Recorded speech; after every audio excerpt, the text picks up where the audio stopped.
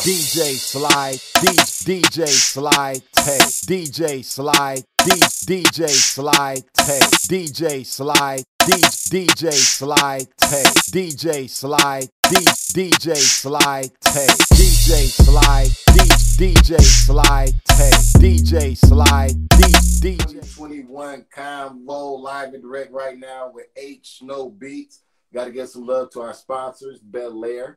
Make sure you head to your favorite store, pick up your favorite bottle of Bel Air, and make sure that you drink responsibly. Also, I need everybody to cruise on over and follow at MyJetDoc. Do that right now. That's MyJetDoc. It's a virtual urgent care app connecting users with licensed medical professionals instantly. No waiting room and no insurance. You save up to 85% off of RX. Go follow them right now. Go see what it's about. We got to go ahead and get it started with my brother, H Snow Beatz. Man, go ahead and let everybody know where you're from. You know, man, well, I'm from St. Louis, Missouri, of course. You know what I'm saying? Born and raised. I mean, but I done lived in, I had Jersey stint, a New York stint, a Miami stint, a 4-5 year ATL stint, a 7-8 year Vegas stint. I done been around. Yeah. You know what I'm saying? I do tour management as well, so I've been on country, international, you name it, I done done it. Wow, man. So you do tour management too, so you into a little bit of everything. Yeah, I mean, you know, early on in my career, like earlier, you know, I witnessed a lot of artists and producers, you know, that weren't happy with, you know, they were stars, but, you know, for as the finance support, I just didn't see a lot of us really getting paid the way we should. We were pretty much, you know, we just didn't know, you know what I'm saying, like about how the game really worked from the business standpoint, you know what I'm saying. So therefore, I wanted to educate myself, you know what I'm saying, to like actually, you know, see what's really popping.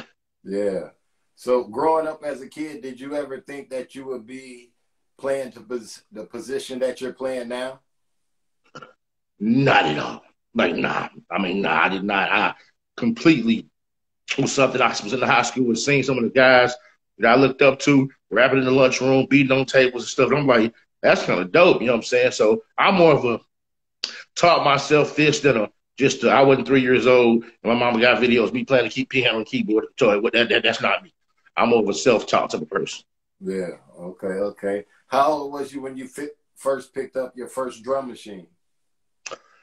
About 16, 17. 16. I said early high school, Fred. I said between high school days, absolutely. Do you remember what it was? I mean, I had a cousin, one of my closest cousins. He played drums in church, you know. So I was always jealous of like he just going there, like, you know, he flipping sticks and all. I'm like, okay, I see what this is. You know what I'm saying? You know, so I kind of, you know, pretty much looked up to him with that. And, you know, I started giving the keyboard, man. I mean, you know, it was a relentless grind. I mean, to the point. My first beat program, like, that I owned probably was, like, on the computer. I didn't have the money for the real analog equipment. But, man, I had a homie, guy named J West. Man, we used to, like, straight go to Guitar Center, man, take out zip drives, go in there, stay in there when they open and close, make the beat on the guitar real top, make them beats on the Triton, the Rolling Phantom, the Yamaha Motif, save them to our zip drive and MPC, then go to the big boy studios, because they had the equipment, pull up the beats, playing beats, they think we really got this equipment, we just in the Guitar Center all day saving. Man, they didn't kick you out of the Guitar Center, they actually let y'all do that?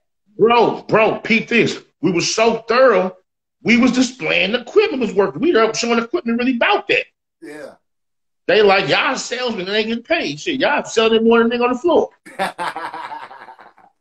Ain't true. Because they really don't know about it. So yeah, they said like, they think we playing some, you know, some preset. They like, you made it off of that? Like, yeah, we made it on that. You know what I'm saying?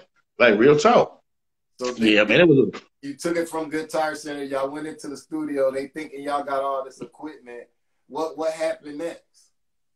I mean, from that standpoint, I mean, you know, I ended up just that's when, like, that was right in the era when, like, you know, the Fruity Loops and all them started coming out. Everybody was like, wasn't really respecting the computer producers back then. You know what I'm saying? So, but see, like then, like, you know, what I did was I was like, I feel like those sounds were a little like, you know, computer generated opposed to what you was hearing off the MPCs and everything. What I did was I sampled all my kits from the MPC, you saying, and made a mega kit, and then I flew it in the Fruity Loops. So basically, I still had drums, so I used Fruity Loops as an MPC. I'm like an MPC ain't nothing but some kits you load up, and you organize the kit, and you sequence them inside the beat machine. So I said, so in my mind, Fruity Loops was a sequencer. I uploaded the kits. I made my own sounds. You know what I'm saying? I had a bunch of stab beats, and I had a bunch of beats that was more so like, you know, like DJ type of beats, because I didn't really have a keyboard to play them all along, but I made a whole bunch of toot that type of beats, you know what I'm saying, and a whole bunch of bussy type of beats because I was limited to, you know, I only could do 3-4 key sounds if I had a keyboard. Then I got hip, and, you know, got synthesizers, they come with the BSTs, and I learned to work them, and I started getting a MIDI keyboard, and then I just turned it into a whole little setup, you know what I'm saying? But, yeah, I mean, I did very, very well, you know what I'm saying, doing that. Then I left St. Louis around about 2005, 6, because I've been doing this for quite some time, and I went to, I was living with my mom's, and I went to live with my father, and he lived in Boston. And when I went up there, it was just like, oh my God, like I was just so country for St. Louis. I didn't know nothing about the East Coast. But I'm like, I'm in the East Coast. They're like, it ain't the East Coast. It's up north. It's up north. I'm like, my bad, up north. Like Atlanta, that's east. That's down. Like, I ain't know it was a down south, east, and a up north. I ain't know that. I'm like, it's the East Coast. I'm like, shit. Y'all niggas 2-3 hours ahead. That's all I knew. You know what I'm saying? So like, yeah, but you know, but like I met with a couple DJs up there, a couple good guys up there that let me work at their spots. And in my own time, I was in my father's house making beats on the computer. See, I didn't know nobody, so I was making 5-6 beats a day. You know what I'm saying? Then after around about like a year and a half, I was just like, I want to go back home. So I went back home to St. Louis. Now by that time, that was the era when like Nelly was already popping, Jingy was popping, Jkwon was popping, Huey was popping. When I left, it was just Nelly. When I came back, it was like 4 of them niggas was just popping. You know what I'm saying? So like at that time, I called St. Louis on the wave. You know what I'm saying? The Midwest in general. You know what I'm saying? And then so I ended up working with this one label who was working with Chingy them. You know what I'm saying? And Chingy's sister had a birthday party. You know what I'm saying? We were working on her album. She don't rap anymore, but she was rapping at the time. Like, you know, they was all rocking with her because it was his sister. And, you know, he sold records, and she did a party.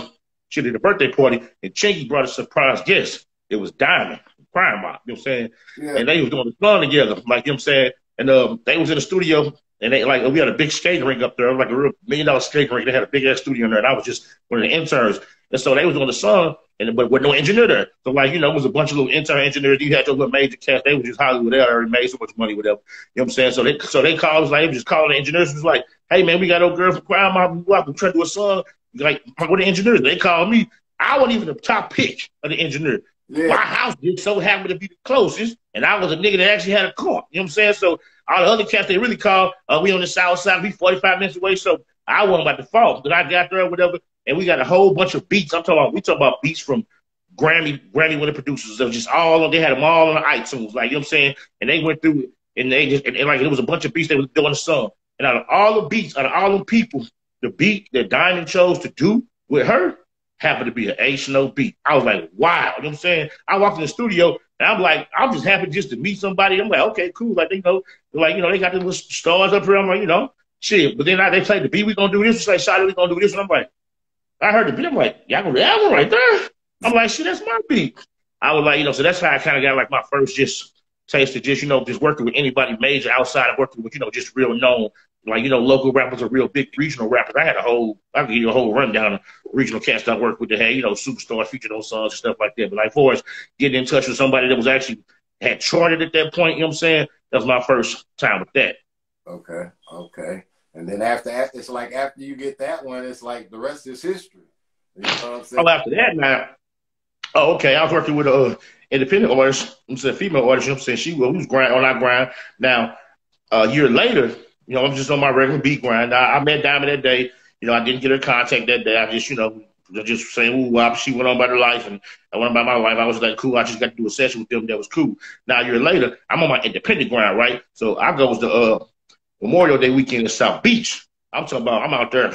We took like, you know, like 1,000 CDs, beat CDs. I'm just passing them out all over South Beach. Like, I'm on some more, I'm going to make it. You know what I'm saying? And, you know what I'm saying? And it was Sunday. Like, we went through so many events, man. Like, I'm talking about so many events. And Sunday was the last day. and I had like 3 CDs left. Like real just, I can't make this shit up.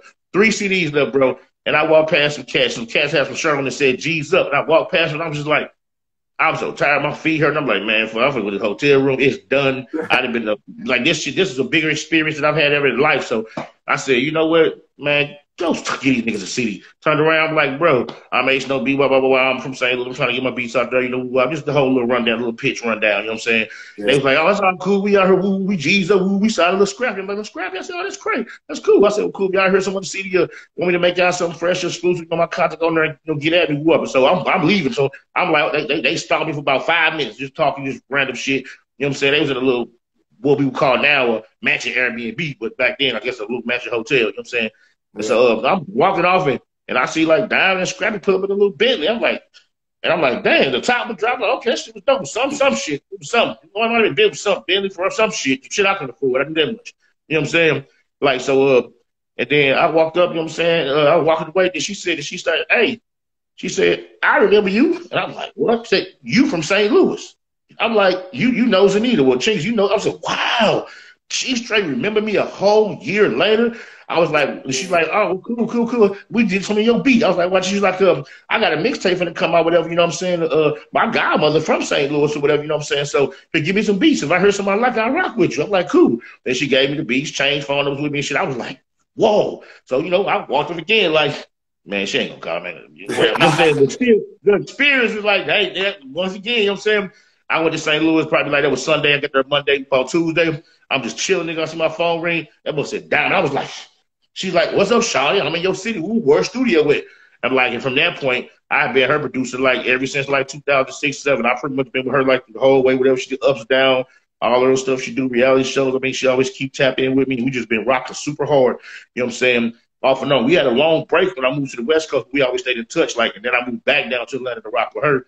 And in between that, I did a bunch of stuff, like a bunch of tour management, a bunch of stuff with Jkwon, but I'll get into that like further into the situation. But that's how my start began for this industry. When I moved to Atlanta for St. Louis, you know, she just put me on everybody, any star that she worked with, rocked with, like anybody, everybody. Like I just met so many people rocking with her, that was like my foot into the industry for us, just from my production start, from my business start. Like back then, you know, I probably had 60 or 70 placements, but a lot of them was mixtapes. See, back then, mixtape placements was DJ Drama and all of them, you know what I'm saying? See, we wasn't getting paid for them. You was getting paid up front, but if it wasn't making an album, you know, like artists would drop an album like they do now. Like artists, you had to have an album, a real release date, a real budget, a real like artists may drop one album a year. And if that don't do good, they may not drop for 2-3 years. You know what I'm saying? Now, like that's how it was back then. It was all label ring. Like now, like if I was doing that shit now, I'm like everything you put out would have been all Spotify, Apple Music, all stream money, all sound exchange money. You know what I'm saying? It's like just all the money would have came in from that revenue wise. You know what I'm saying? So all those producers back then who just didn't have 100 major hits like Drummer Boy and them, we really lost out. Like even my guy Yogi, like we lost out by just having so many mixtape songs because it wasn't no really way to get paid for them unless it was our artists, we owned it, or you know what I'm saying, or we actually got paid up front for it, but it really wasn't no residual royalties, no gratuity to it. So like these producers nowadays, they got that shit made. You can outright go on a site, pay $10 a month, you can buy sample-free loops, you can buy a loop of a beat that's looped. You can take a sound that's played that sounds dope. You can take a whole loop, pretty much loop from a drum, loop from a hi-hat, loop from as long as you know how to match the tempo up, you can have a whole beat that sound like Scott Storch made that motherfucking shit and clear it and put it out there on the star, and you don't even know how to make beats. Yeah. You know what I'm saying? Without getting sued. They got that shit, man. That shit, they got it made nowadays. We had to straight really sit in them studios and make them shits. We had to sample them little MP3. Like I sampled motherfucking one of the MPCs was about this beat and had to keep turning that damn knob and shit. Like, you know what I'm saying? So I'm like, I'm not mad because that's American history. Like, you know what I'm saying? Martin Luther King fought for us not to have black, white, you know what I'm saying? Motherfucking, you know what I'm saying? Water fountains. And they fought for us to be where we at now to evolve. So I feel like entertainment wise, those before us fought for it to be good for us, and we fight for it to be better for the next generation, and so on and so forth. So I'm not hating. I'm just saying, like, that shit like that make me really appreciate my history and my ancestors and what they really went through to pave the way for us. Because I don't feel like this generation really take that into consideration as much as they should. Like, you know what I'm saying? Like they should. I'm like, bro, This shit is it's way easier. Like it's really a how to be a rapper producer kid for a 1099 on the internet. Nigga. It wasn't like that back then. And you could make it with that 1099. Turn that 1099 into 20 million. Yeah. You know what I'm saying? So I don't mean to talk. I'll let you talk. My bad, bro. No, you good, bro. This history shit. We don't mind at all. So, man, what do you think about today's MPC? Have you had a chance to rock out on the MPCs that's out? It's an MPC or industry? The MPC. You know they. Oh man, you know what? I like today's MPC. I know some couple cats that rock with it well. My cousin, he a boxer by the name of Charles Martin. He won a heavyweight title probably about. I know he fought on Deontay Wilder, Tyson Fury card, the second one. You know what I'm saying? He was like the dude who knocked out the dude before they fought. You know what I'm saying? And he uses the MPC. He makes beats. I'm saying it to say this. He makes beats on the MPC. And I've been listening to him, and he's been teaching me a lot about that. And I've been teaching him a lot about the old school. We've been just, trading out knowledge. You know what I'm saying? And now I'm saying it's pretty much the same. It's just that you running kicks through it from a computer standpoint. You know what I'm saying? And it's more to the Mac Pro, to your Windows. It's more in tune with the actual machine you're working it off of, but it's still a sequencer. It's really no different. But standalone, the old MPC, I know cats that I had just the MPC and a zip drive and some Casio headphones and a quarter inch, and just was sampling in, my lap, making Kanye samples all day with no samples. You know what I'm saying? So it don't do that. Yeah. Damn. Big facts. You took it way back, bro. You took it way back. Like, big facts. So what are you producing? I've been doing it for a minute. Like, people I work with, like, Diamond been on since she was 14, 15.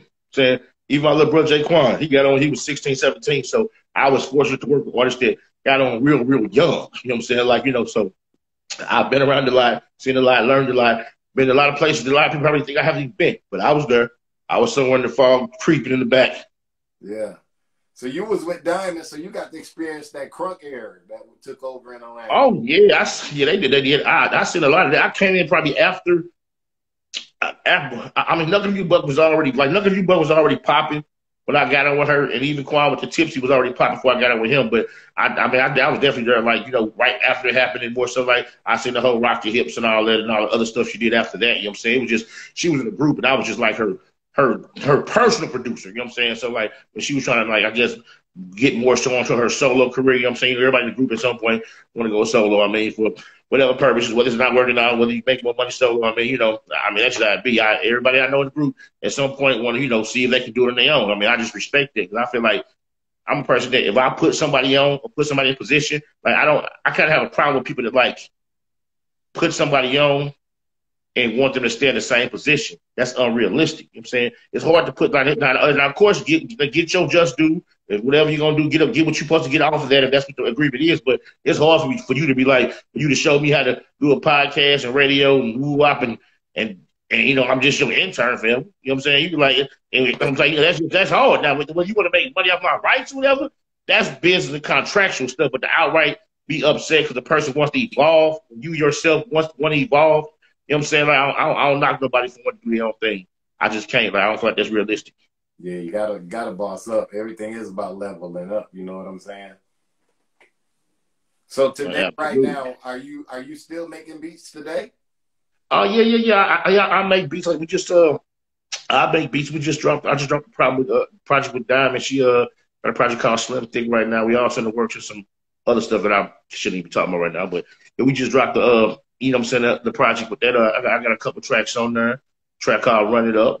One of the tracks that I did on the Instagram called Run It Up, and another track called Pop Off. And I got a bunch of little placements that you will hear coming out. The paperwork ain't really finalized, but one of these new Atlanta artists. I just relocated back to Atlanta. You know what I'm saying? A bunch of these nice guys down here. So I really had stopped making beats from like 2012, 13, like for major purposes. I always make beats like, to stay up on my game. You know what I'm saying? I recorded a bunch of records behind the scenes, but from about 2013 to 2018, I was doing tour management. I did a lot of tour management for Jkwon. Jkwon didn't really tour in the States. He tours international. So we did a bunch of Australias, Lebanons, a bunch of, Dubai. We did a bunch of that, you know what I'm saying? And I was really getting into that because, going out of town, doing great shows, arena shows. Like the last tour that I did with him was right before COVID, December.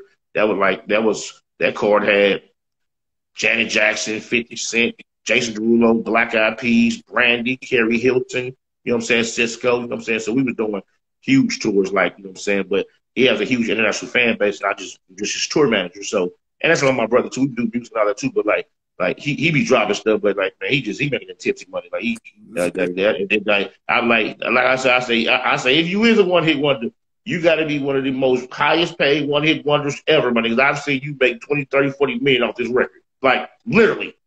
Like you know what I'm saying. Even recently they just gave him a bag for some Jose Cuervo shit, tipsy shit. You know what I'm saying. So I respect him for what he does with that record, but. Yeah, I learned a lot about the business. I did a lot of management stuff, and I said, like, I help a lot of artists with that. I do a lot of marketing promotions, like, holler at me, like, you want to get your songs on Spotify, like, not get them on. I'm talking about, like, get them popping, like, get on all them playlists and get to the curators and get all your streams up and get your gold stream plaques and your platinum streaming plaques. I know how to do all that. Radio play, want to do that. You want to get your videos on what the BETs, the music choices and all that. I mean, I know how to do all that. Like, I got that marketing stuff down pat. So I just did more than just produce, you know what I'm saying? Like, so, like, I'm a one-stop shop when it comes to it. Like, now I learned it in and out because, I feel like at the further part of my career that I'm entering to now, like, I really want to, like, sign talent, groom talent, but also be able to push their music and get them out there to be able to, like, create revenue so they can eat, I can eat, and all that. I don't want to just be putting up songs for no reason. Yeah. Bang. Or have to rely on a label always. What made you want to do the touring? What did you see that say, hey, man, let me go over here to this touring side?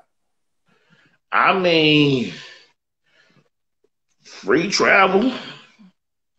You know what I'm saying? First of all, it's more day-to-day money.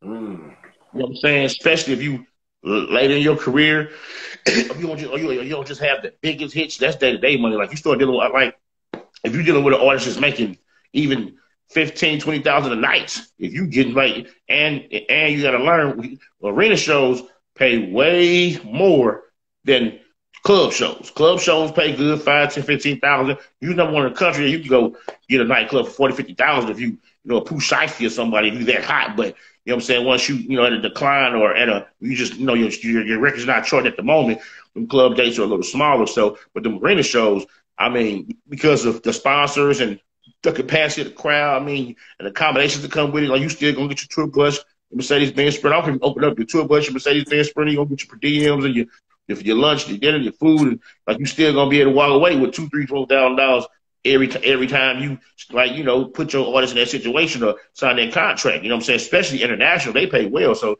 you understand. So that's pretty good from a regular job standpoint. Like these cats would be touring, like take a Megan Thee Stallion, something like they make it what anywhere from 125 to 2, 3, 4, 500,000 for one arena show.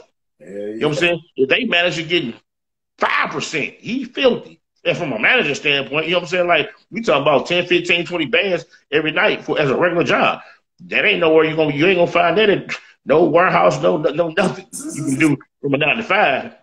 And I worked plenty of 9 to 5 before I made it. And sometimes in between times where I ain't had shit popping. Like facts. So I know what that side like. And there ain't no side you want to be on if you can just answer some phone calls, apply some emails, do some show CDs, and hop on the road. You know what I'm saying? You do 2, 3 shows, that'll be what you are making a job for a whole year. You could be cool as long as you ain't got a crazy spending habit. Yeah. Did you have to have connections, or were you just able to get in and move through it and get these people booked?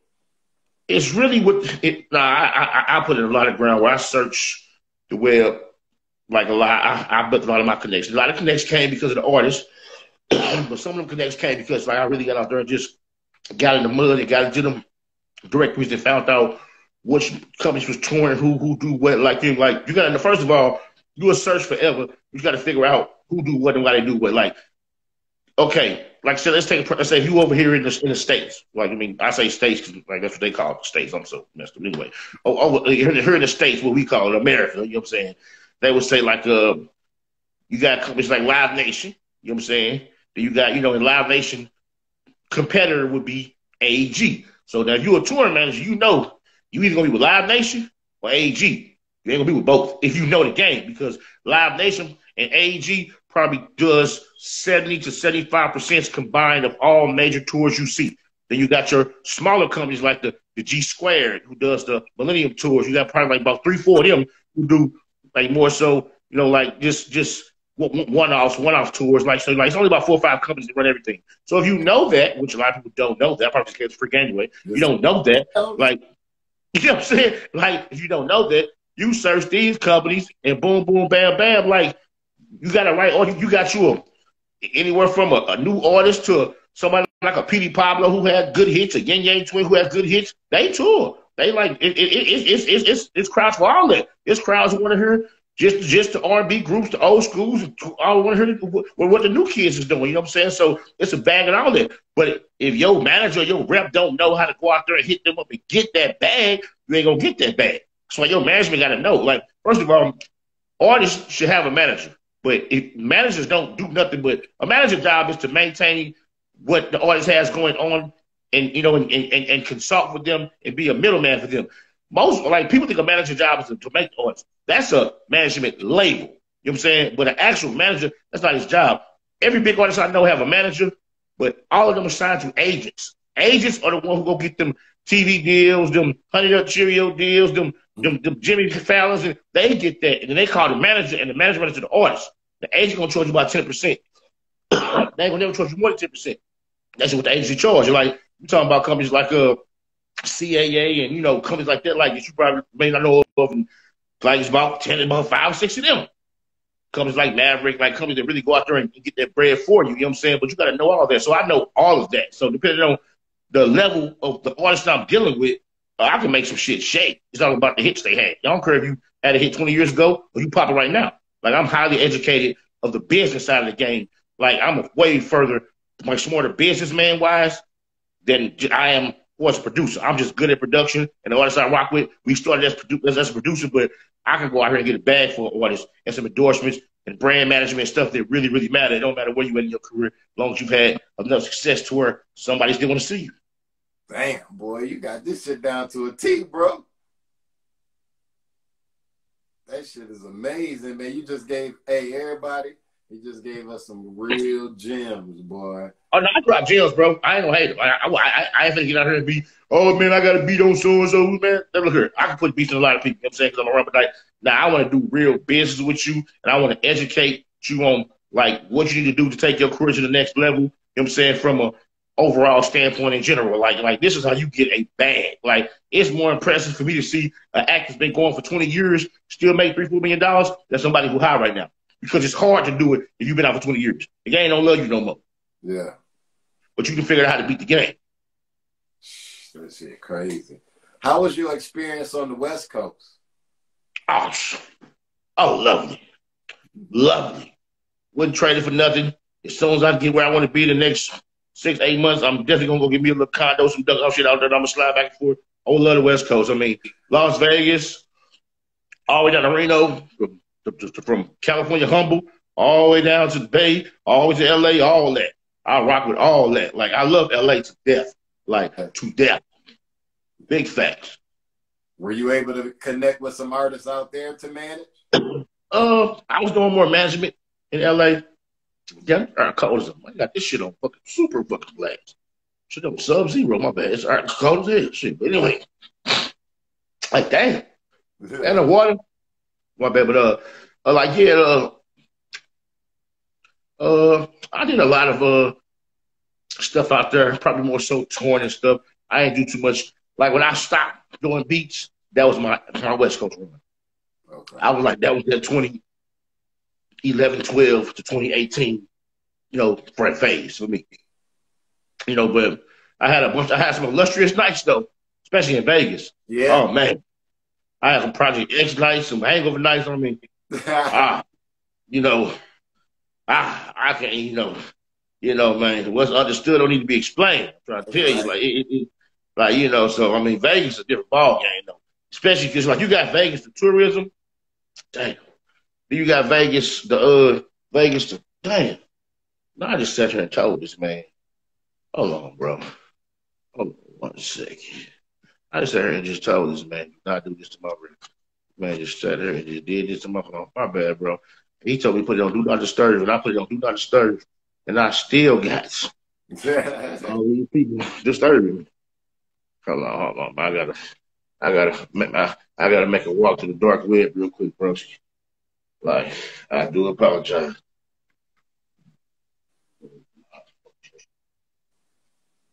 My bad, bro. I just sat there and just tell somebody don't do something, man. They still did it, man. You know how that go for a real player.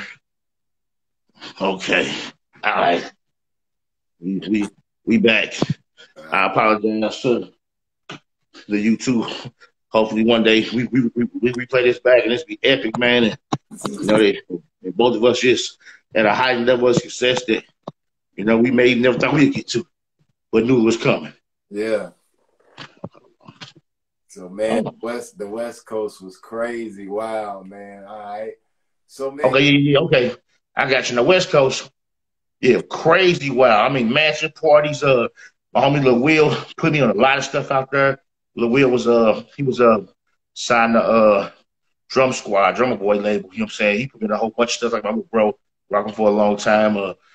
I just did a lot out there, man. But that was more so of a vacation time. Because I guess the game really, for my first half of my career being young, I feel like, I guess from being from Atlanta from 2005, 6, 2010, I'm a real loyal person. And I'm real about my peoples, and I ain't no shade stuff or nothing. And I feel like it kind of sucked me dry when I seen kind of how people really were industry wise. I'm like, I realized it was more about just the money and just getting on than it was about family. I'm just seeing how people work and how people rock with you and they steal money from you, and just a lot of stuff turned me off. So I kind of got like really turned off on I'm like, well, if I put all this together and I'm this loyal and still get to the point to where it don't count for nothing, then what is it for? You know what I'm saying? So that's why I said, that case, then how can I make the most money right now? And I just kind of assessed what I could do to make the most money at the moment. And that's when I kind of just like, okay, well, let me start doing beats for TV shows. I had a whole run where I did a bunch of beats for TV shows. I had a TV film deal for a couple of years, placed a bunch of stuff on a bunch of shows, little MTV shows and all the little Viacom network stuff. So at that point, I just started doing what made money, opposed to just trying to do what actually, was just, for the team. Because I realized the team don't really care about shit with the money. You know what I'm saying? Like, not everybody, but like their managers, the people they work with, like, I just couldn't be a part of that. That's why I never took no true major deal, because I'm like, you ain't gonna play me like that. I'm not the one. I'm not the one. Like, I'll be like Cameron. I've been ran to the building, living desk and tripping, and you know what I'm saying? Nah, I feel you on that, man. Dang, boy, you did shit for TV, bro. That's big right there. I know them is crazy checks. Actually, them gotta be better checks than dealing with the artists. Yeah, because you get well, first of all, a synchronization deal is standard 50-50, so you gotta split that with that's it, with the person who placed it. It ain't no bad deal. That's just standard. But if you get about, man, you gotta stand back in the day. They was running them real worlds and them shits back to back, them Sweet 16s back to back to back to back to back. Like, you might fucking have one TV show in a quarter. That one show may pay you $500 to $1,000 for that quarter. Now times that by like 75 placements, 80 placements. You know what I'm saying? Like, yeah, you can really run up a bag. Nowadays, I ain't even interested no more, but oh my God, between the internet, YouTube, Netflix, Hulu, the TV bag as the producer, background beats, man, that's probably making more than radio publishing. Wow. But ain't it a certain way that you got to send that shit to them on TV? Like, if it's not how they want it, they won't even listen to that shit, right? Don't the metadata and all this shit got to be a certain way? Now, for as TV, though, nah, because now it's like, they give you guidelines. Like, you take a regular MP3, and then you just like, it's tedious as hell, which is why I got the business of that. I mean, that's just really me being lazy. I'm one man junk is another man treasure. I'm just be honest with you.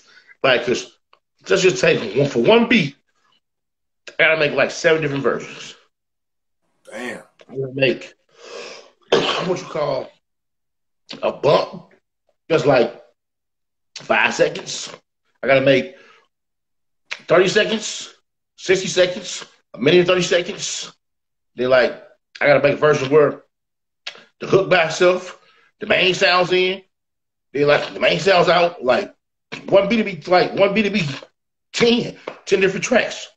And they want you to upload 50 tracks. But each track gotta have 10. It's like 500 different versions. Shit. And they want you to submit it like that because they don't ever know who gonna play it how.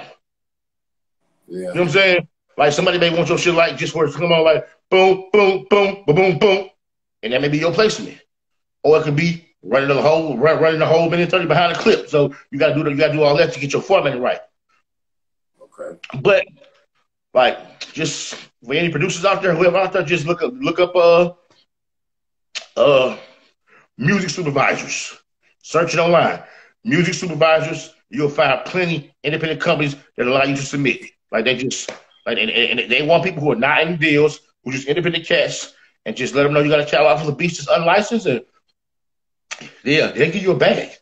And like they may just outright pay you up front and give you a real bag, or they may take your stuff and just like you get a couple beats on some love and hip hop nowadays, or you winning. Hold on. Oh, man. Man, this shit so cold where I'm at right now, bro. You understand? Yeah. Man, I should have worn my so hoodie. when the companies get the beats from you, then that means that you don't get no royalties or nothing off of it. Oh no. Nah, you still do. Oh, They just paying you. They just paying you for what they call like basically they're just buying mass catalog from you. And you know what I'm saying? So like, you know, like that companies that do that have what you call a blanket license. Now, I was with a company called My Beats. Search that, y'all. That's a real game. My place, like 75% of the shit on Love and Hip Hop and all VH1 reality shows. So they hit y'all back. Y'all are willing to go through their process. Big money. You know what I'm saying? Like, yeah, they have a blanket license with Viacom, which means that they got a deal with Viacom, and anybody don't know who Viacom is. Viacom owns MTV, BET, VH1. They own all the shit you watch, entertainment-wise. You know what I'm saying? And they own about 300 channels in all different territories and countries all over where Viacom is huge for TV. So if a company got a blanket license with them, that means that Viacom goes to their catalog first to pick all the beats they play behind the TV shows. You know what I'm saying? So like we just so they may have you got a company that owns 300 stations that goes to this company that you signed to catalog just to pick whatever beats they want to, and they got a catalog full of 40,000 beats or whatever. You know what I'm saying? They pick your stuff and like it's easy money. It's hella ways to make money in the entertainment industry, bro. Outside of just the little artists. Damn. Big fact. Well, Big fact. You got the business goddamn to the T, bro. Shit. Nah, I know a lot. Real talk, I know a lot. Like, I'm like I am an encyclopedia of this shit. Real talk. Yeah. So right now, what are you trying to do, man? Like in the next 6 months, where are you trying to be at? Right now, I'm really focused on helping Diamond with her brand and the things she want to do for us. You know, just establishing her solo shit more. You know, she just big on that and just helping her with whatever she needs. I'm also still got a catalog with other artists that I want to put out as well. I mean, I'm in the process of trying to work with, some new artists myself, build my own artists. I definitely going to reestablish my beats on some of these new current artists out here, show that H Snow still got it. You know what I'm saying? I'm also probably about to open up a home health business or something like that. I mean, I ain't getting that. I'm big on like the regular ventures, like build a business and stuff like that, business credit, fixing credit, all that shit, you know what I'm saying?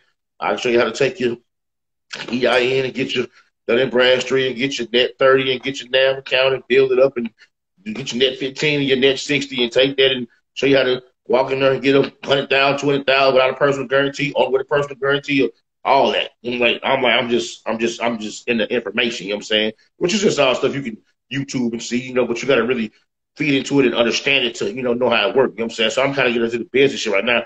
Music is fun to me now, you know what I'm saying? I'm just doing this shit just to whatever I'm doing this shit to whatever publishing I can create, I'm leaving it to my daughters, you know what I'm saying? That's just for y'all to be safe, you know what I'm saying? But right now, I'm really getting into just regular business ventures. Just I'm trying to be a hedge fund nigga, bro. I'm on some old.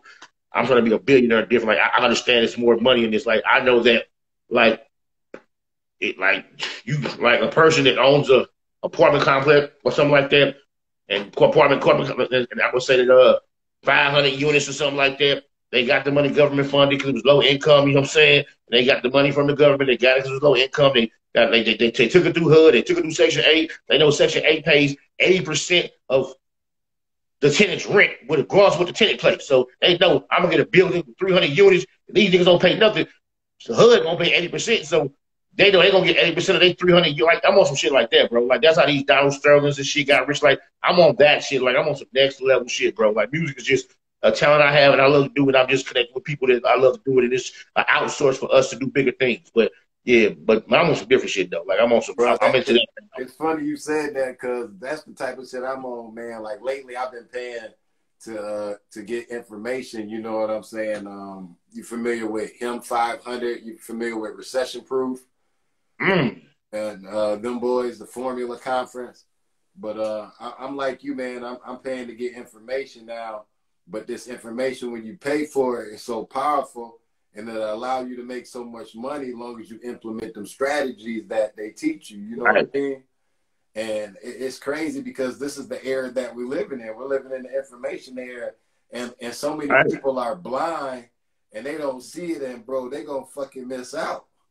You do miss out. Like, you know, like, I realized that, like, you know, like this shit is a propaganda.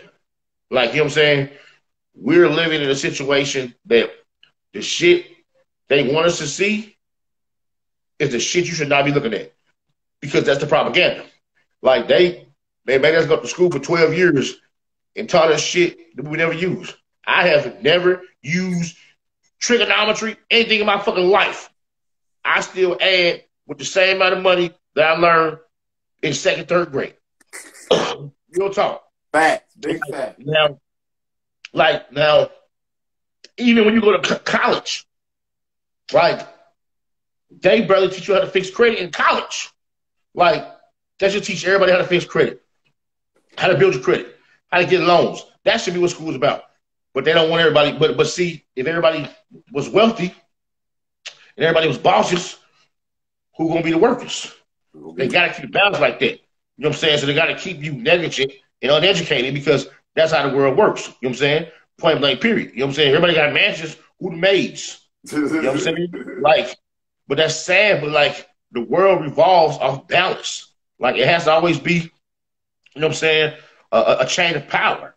You know what I'm saying? So you gotta just kind of decide like which side you want to be on. Yeah. You know what I'm saying? Like, and when I learned that, I was like, okay, I get it now. I realized that you can start with nothing and have something. You can start with a secure credit card. Fuck it. Don't even need a secure credit card. You get on YouTube, use shopping cart tricks and get a bunch of free Macy's cards, Victoria's Secret cards, and don't even use them. And let that shit hit your credit that you don't even use. And that shit gonna boost your score to a 600. You ain't got no derogatories. Then turn around. Now you ain't got no derogatories. If you do, you can fix that shit with 609 letters. Boom, your shit gonna fall off. Like now you ain't got no derogatories. Unless you got child support, school loans, or bankrupts. You can even get a bankruptcy off. Bankruptcy off, very easy. School loans, you can, but I mean, I wouldn't remove no government shit. You still the government, that ain't smart. But still. So like a nigga with no credit have a 490, can do 2, 3, 4 steps in 3 months and have a 700. Now he getting 25,000 Navy federal credit card limits. It's like that shit's so easy, bro. Like this shit is easy. He know the game, like, boy. He know the game, boy. Easy, bro. Like I'm talking about smoke, and then you take your regular credit. Like everybody know, whatever they give you on personal credit, if it's good, they'll give you 10 times more business credit. Yeah. So now you taking that $25 and turning that to $250,000, $500,000. And you make more money if you, people out there, if you get in a nonprofit, it's more money in nonprofit than it is for profit. Because nonprofit to our government is the cleanup money. That's the work they don't want to do. That's you opening parks and you opening rec centers for drug addicts and homeless people in the hoods and shit. They don't want to fucking do. You cleaning their streets. They'll give your ass $5 million grant. That shit. You go find a condemned ass business some downtown Atlanta somewhere. They got a fucking building by the park. They can tell you gonna give out COVID shots and shit. Nigga, they'll approve that shit so quick. Get your 501c. Like you'll get money for free doing that shit. And they ain't gonna audit you or nothing. Because they don't even wanna know what you're doing. Just do it. Yeah. You know what I'm saying? Because that's the dirty work. Shit they don't want to do. That's a 501c? To a 501c, non-profit. Like shit, real talk. Use some after school program for the kids and shit. Get you one instructor. Teach them how to play the piano or some shit. You gotta get a fucking grant for $500,000. Shit, boy, you get a game, boy. I'm getting all these gems and like, boy, shit. But I gotta stay in touch with your ass, nigga. Oh, bro, whatever. Let me know, bro. I'm real talk. I'm trying to elevate in this. I'm trying to just, like I said, I don't want to work when I get 50, man. And me neither. I'm trying to work towards that, man. And I want to work and be financially free, man. Do what I want to do when I want to do it. You know what I'm saying? I don't want to work now. Yeah. Like, I want to oversee. I want to manage. Do you rock with the stock market? You mess with the options? That's what I do not do. I need to get into that. I need to do that. Yeah, man, that's something you need to look into doing, checking the options, man. Well, no doubt, man. H Snow Beatz, I appreciate you checking in, man. I'm gonna be in contact with you. I'm gonna DM you my number, so you can give me your number so we can plug in, man. Because I like to talk. I'm sorry, I'm a little bit discombobulated. I just got out of a session, so I was trying to rush and get it done. But I told my man, I got him. Real talk. It was a great conversation too. Man. I enjoyed it. Hell yeah, man. Hell yeah. One of many more. You know what I'm saying? Absolutely. Go ahead and throw out your social media to everybody so they can find you. And if you got a contact number you want to give out from the contact, you can get out. Give me number 702-465-8062. Twitter, Instagram at H_Snow_Beatz. Facebook.com at H Snow Beatz with a Z. They all with a Z. And just search me, man. H Snow Beatz. I'll pop in Google. Easy. And we got a pin right down there at the screen in case y'all don't know how to spell it. It's right down there, pin for y'all, man. Definitely, bro, man. We appreciate you checking in, man. I'm going to be at you for some more game, man, because you might be able to help elevate me from being just a basic DJ at the radio station. I'm not, man. You winning. You winning, man. Whatever you need, let me know I'm here. All right, man. No doubt, man. We wish you mad success in all your endeavors, and thank you for taking time out your schedule to check in with us, bro. We appreciate you.